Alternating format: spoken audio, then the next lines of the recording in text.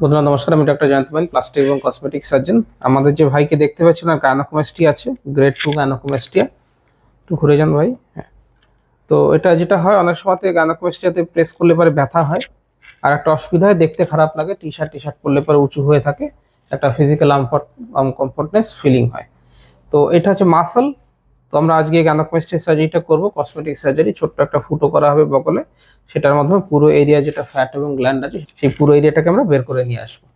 তাহলে চলুন আমরা একবার মাসলটার মার্কিং দেখিয়ে দিই, একবার ব্রেস্টের মার্কিং দেখিয়ে দিই। তো এটা সুপ্রাস্টার্নাল নচ।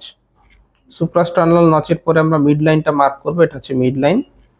এটা ইনফিরিয়ার ব্রেস্ট ক্রিজ, যেটা বেশ প্রমিনেন্ট ওনার জন্য। এটা ডান দিকে, এটা বাঁ দিকে। হাতটা একটু মেলে দিন ভাই, তুলে দিন। হাত তুলে দিলে পরে আমরা ল্যাটারাল বর্ডারটা দেখতে পাচ্ছি মাসলের। একটু ঘুরে যান। এটা ব্রেস্টের ল্যাটারাল বর্ডার। তেমনি উল্টো দিকেও আমি করব। এটা মাসলের ল্যাটারাল বর্ডার, এটা ব্রেস্টের ল্যাটারাল বর্ডার। কোমরে হাত দিন ভাই। কোমরে হাত দিলে ব্রেস্টের আপার বর্ডারটা সুন্দর বোঝা যায়। এটা ব্রেস্টের আপার বর্ডার। আবার হাত লম্বা করে দিন। এইটা হচ্ছে মাসল, যেটা থাকে পেক মেজার মাসল, সেই মাসলের আপার বর্ডার।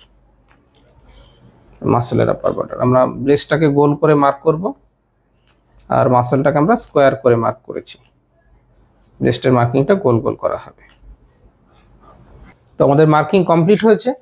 আমরা দুদিকে ব্রেস্টের মার্কিং করেছি, এবং এইটা হচ্ছে মাসলের মার্কিং। দুটো হাত তুলে দিন ভাই, আবার তুলে দিন, আরো তুলে দিন। দেখুন এটা শিংয়ের মতো দুদিকে উঁচু হয়ে গেছে। এটা হচ্ছে মাসল, মাসলটা থাকবে, এই টিস্যুটা চলে যাবে। তো আমাদের মার্কিং কমপ্লিট হলো। এবারে আমরা ওটিতে পেশেন্টকে ট্রান্সফার করব, সেখানে আমাদের সার্জারিটা করা হবে। তো ফ্রেন্ডস, আপনারা দেখলেন কিভাবে গাইনোকোমাস্টিয়া সার্জারির জন্য মার্কিং করা হয়, এবং এই মার্কিং এর ক্ষেত্রে মাসলের মার্কিং করা এবং ব্রেস্টের মার্কিং করা খুব ইম্পর্টেন্ট। কারণ একবার যখন পেশেন্ট শুয়ে পড়ছেন অপারেশন টেবিলে, তখন কিন্তু চেস্টটা ফ্ল্যাট হয়ে যায়। সুতরাং এই সুন্দরভাবে মার্কিং করা হলে পরে সার্জারির সময় আমাদেরকে সেটা গাইড করে ব্রেস্ট টিস্যুটাকে আলাদা করতে এবং মাসলটাকে আলাদা করতে। আমি রেগুলার বাইন ক্লিনিক কলকাতাতে গাইনোকোমাস্টিয়া সার্জারি করে থাকি।